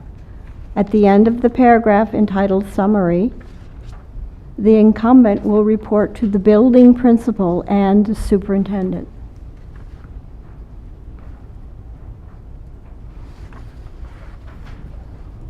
Do you have any questions? I guess I would ask the people that are on the subcommittee. On the If subcommittee. they're okay with just inserting that line and Yes. going ahead? Yeah? Yes. Yes.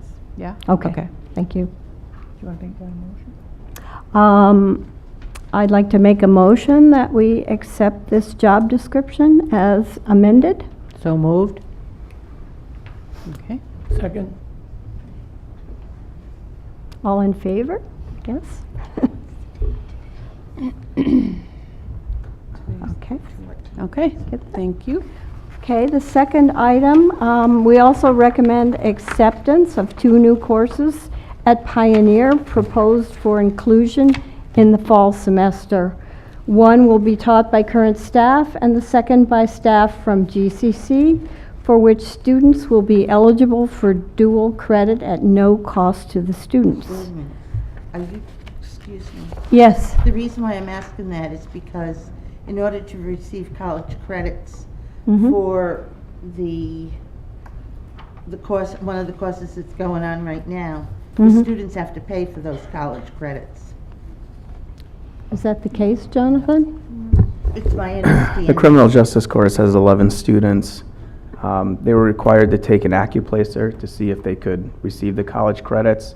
Some of those students passed, some didn't. The college made an exemption to allow all the students to receive those college credits. So they're all receiving 3 college credits at no cost to them, Inclusion. at no Alright. cost to the student or families. Okay, thank you. Yeah, and this course would be the same setup. Okay. Any other questions? Would someone like to make, oh, yes, Mike? I'd just like to thank John for getting these courses in here, especially making sure that they're at no cost to the students. That's a big plus to this school district, and hopefully it facilitates more students coming here next year. Thank you. Aye, aye. Jean? That's a huge plus to the Yeah, students and their yes, yeah. families, for Mhm. sure, that the college credits will be received as long, upon passage of the course. Would someone like to make a motion? So moved. Second. All in favor?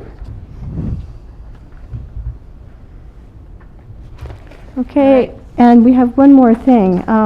Following up on a question from last month's School committee meeting concerning the curriculum coordinator grants writer position. In our recently approved budget, we have reviewed a job description for curriculum coordinator that was originally approved in the year 2000.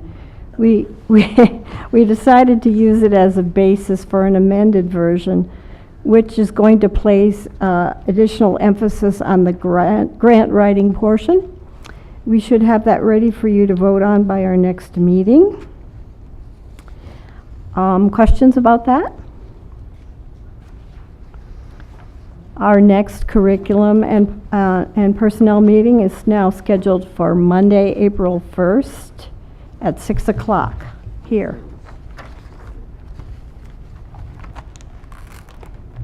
Thank you. Okay. Budget? Well, we've got through the last couple meetings fairly successful, I think. Now that this money's finally arrived and or arriving tomorrow,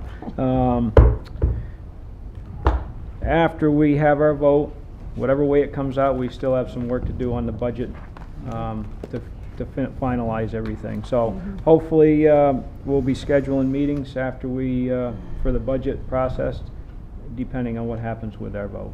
Yeah. Thank you.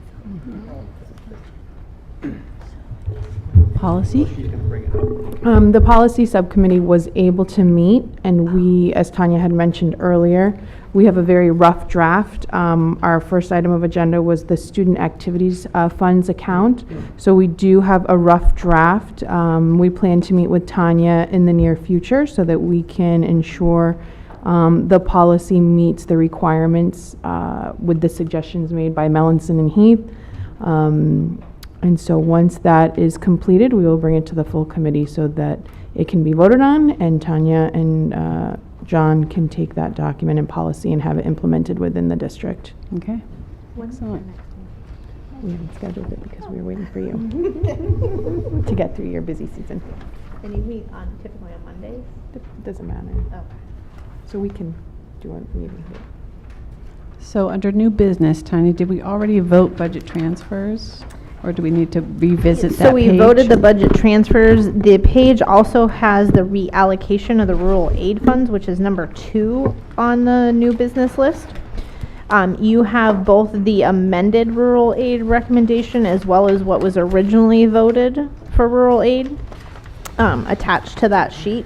So we are asking to vote to reallocate the money that was allocated of $13,301 that was for the part-time middle school art teacher to various salary lines. This is due to reallocation of current PVRS staff to cover those art classes that weren't being offered, and this monies will contribute to cover new contractual obligations. The second line is within the same category, if you will, for Northfield Elementary textbooks, but they were budgeted separately. So there was $3,367 budgeted for Lucy Calkins leveled readers. Megan has requested a transfer of those into the line that was budgeted for literacy resource. This is due to possible changes in the ELA curriculum. She didn't want to purchase those books if that curriculum is going to be changing next year once we get a curriculum coordinator. So she would like to move those to the literacy resource to speed up the implementation and replacement of those books that she's trying to do at the school. And that's all. So I just need a vote to transfer, to agree to the amended rural aid allocation that's attached to this sheet. So it says FY19 rural aid amended 31419 at the top. I'll make the motion to vote on amending the rural aid. Can you speak a little more clearly into the mic? I'm sorry. Just speak into the mic a little more. I'd like to make a motion to vote on the document presented by Tanya, rural aid amended 31419. I'll second it. So basically, we're just approving all of these different line items within that which are kind of new. It's sort of been redistributed. So we just redistributed those two Yeah. lines. Yep. So you'll notice next to the $13,301, it says district union salaries. And then if you look at the sheet that was done before, the Lucy Calkins and the literacy resource was separate, and I have made those one line for the 7,000 figure that's in there. So it just, because that rural aid had to be voted on by the school committee because it was a special revenue fund this year, and I assume it will be again next year because we don't know what that figure is going to be. We'll have to vote on the usage of that funds once the dollar figure is got. We just have to have the vote of the school committee to approve how we spend those funds. Okay. Any other discussion or questions? Can we attach a number to that motion, to the total? So the total that is being reallocated is the 92. $16,668. There's a lot of sixes. $16,668. Thank you. So it's already been voted, it's just being reallocated to a different use.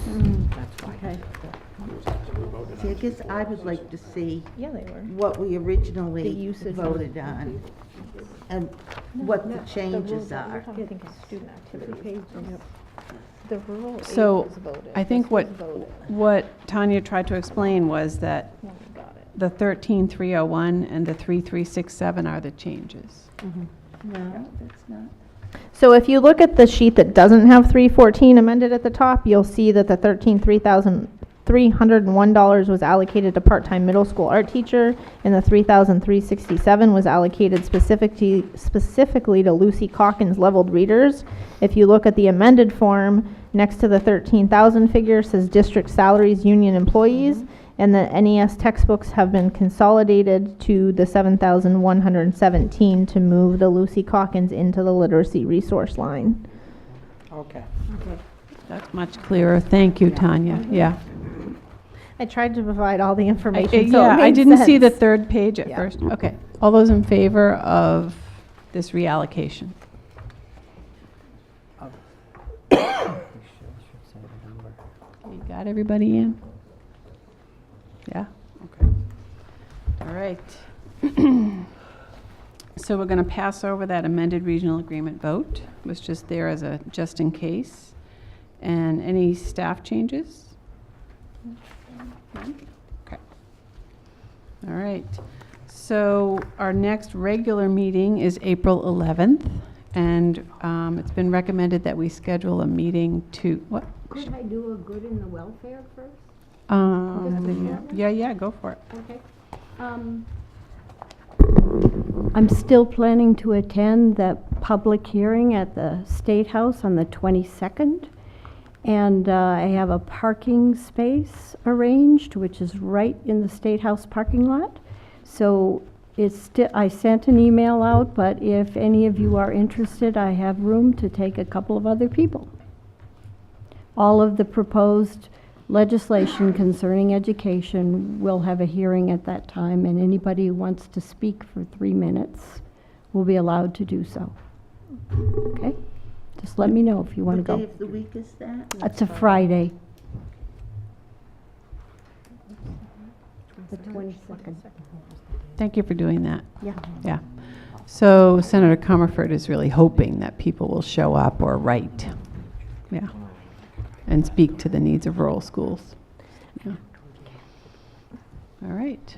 So meetings. Our next meeting is scheduled for Thursday, April 11th, and we talked about making another meeting time to address the budget pursuant to the money arriving in the district. So my recommendation would be to schedule that meeting the week of the 25th, as John is out next week, and then have a vote the following week. At the budget presentation that we did in the auditorium, it was requested that the school committee have a meeting, but in a conversation format about the numbers presented, toss ideas back and forth and have that open conversation.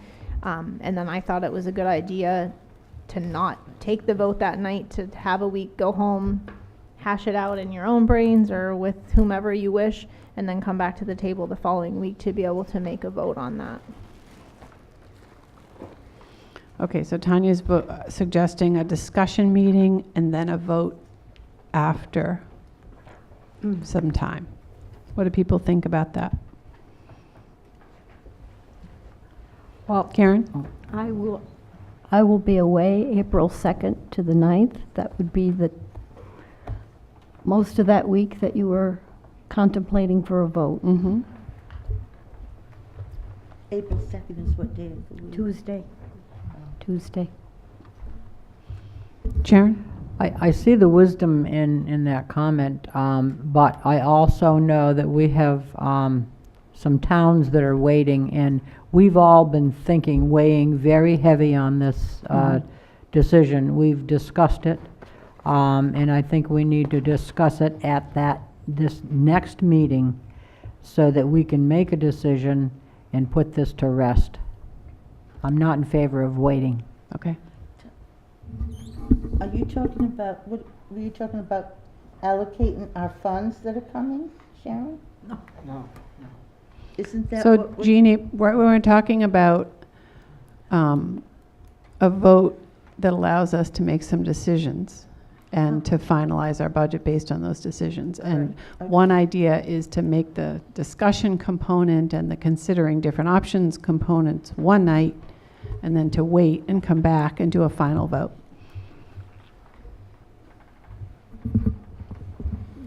Sharon? I mean, if you want to do it one night and then the next night to give somebody to sleep on it, I would be in favor of that. But to me, it's sooner rather than later for folks. It just feels like the better thing to do. And if we have members that can't be available that first week of April, as I mentioned, I think at that budget meeting, is that I'd like to be able to get a revised budget to the town, the first town that has a town meeting 2 weeks prior, so that they can actually have that figure on their town meeting warrant that has to be published 2 weeks prior. So being able to meet with the budget subcommittee to show what those changes would be after that would give us, you know, that week or two to get that document and the number changed. If we don't have it prior to that 2 weeks, we can bring it to the town floor and let them know what that revised number is on the town floor as well. But just thinking about being ahead of the ball as we can. What's the date when you need the number? 22nd. I think it's like April 16th, if I looked at my calendar. I don't have one in front of me right now, but it would be 2 weeks prior. But if that town is planning on posting in advance of the 2 weeks, then I would need to know that information. Okay, so why don't we at least schedule the budget discussion, right? So we're talking about the week of March 25th, right? So this wouldn't be budget. I mean, sorry. Well, what do we want to call it? I mean, we've done the budget, but now what are we doing? It's a school closure discussion at that point, because we need to have a vote, good, bad, or indifferent, so that we can go to the state if we need that. Okay. And move forward. So, Jess? Just for the sake of wording, I wonder if we could be looking at this as a forward planning decision-making processing. Not frame it just as school closure. I mean, it could be, but I feel like we all need to be having this conversation in a very large way of what we're looking at as we're moving forward with the budget and with all the decisions that we're making. It doesn't have to be that, but I put it out there. Okay. Sharon? What's your idea of a large way? $3 million in 5 years. Okay, so the week of Monday, the 25th, do people want to throw out some possible dates and times? Thursday the 28th. Okay, Thursday, the 28th at 7. Okay. That works for everybody? What about the 26th? Tuesday, the That 26th. doesn't work for me. Okay. All right. 27th? I can't do Wednesday, the Any other evening 27th? that week, but Wednesday. 25th. We said, did we address the 25th? Monday, the 25th? Well, I know, but we didn't get the other days. Everyone can be. Mm-hmm. Could everyone be here the 25th? Yes, I can. Monday, the 25th. Can do Monday. Can't do Monday? But I'm not sure what my track schedule is going to be. Right. But Monday I should be able to do. Kristen, did you say you could? On Monday, I cannot on the 25th. But I could do the 26th or I could do the 28th. Jeannie can't do the 26th. I cannot do All right, let's land on the 28th at 7. Okay. Good. Okay? Yep. That All works. right. And we'll have it here? Yes, here. All right. Talking about changing budget figures to the towns, that doesn't work. No, this isn't budget. So, Talk about closing schools, things Yeah. like that. so if decisions were made by the school committee that would decrease the town's apportionment of their budget, we would like to get that out to you so you have a lesser figure if it results in that prior to the town meeting, so we're not on the town meeting floor proposing a different budget figure. The towns have been, Yeah. that's what I'm saying. That's There's what- not- that's what we're it- talking about. it would- Sorry. It would only be a decrease. It wouldn't, Yeah. it wouldn't be Yeah. an increase, but I'm just saying, I would like to have that as soon as possible to the town so that we don't have to go on, or I don't have to go on town meeting floor with a different figure. I would prefer not to do that, but we also need to make sure that the school committee has the time to make the decisions, and then the budget subcommittee can meet to revise the budget as needed with those decisions that are made. It needs to be more than 2 weeks. If the warrants have to be published 2 weeks ahead, the towns need time to prepare those warrants to be posted. And they can't wait for the last minute for your number. So it needs to be more than 2 weeks that you get it to the town. Jeannie? In past years, frequently, I have presented a different budget amount on the floor at the annual town meeting. Right. It's usually done by a school committee member when there's an amendment.